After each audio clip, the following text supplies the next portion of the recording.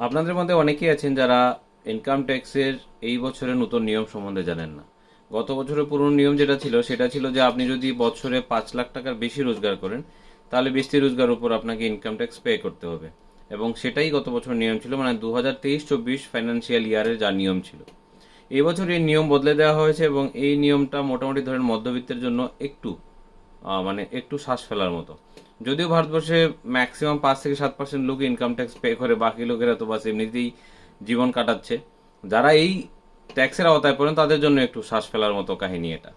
তো এই বছর যে নতুন নিয়ম করা হয়েছে সেখানে বলা হয়েছে যে আপনি যদি বছরে 7 লাখ টাকা পর্যন্ত রোজগার করেন, মানে 7 লক্ষ 1 টাকা নিচ পর্যন্ত যদি আপনার রোজগার হয় তাহলে আপনাকে কোনো প্রকার ইনকাম ট্যাক্স পে করতে হবে না। 7 লক্ষ টাকার উপরে যদি আপনার রোজগার হয় তাহলে আপনাকে ইনকাম ট্যাক্স পে করতে হবে। আশা করছি এটা একটা খুব ভালো নিউজ। আর ইনকাম ট্যাক্স যারা ফিল করছেন না এখনো, বা ফাইল করছেন না, বা রিটার্ন নিচ্ছেন না, তারা অবশ্যই এবছর নিয়ে নেবেন।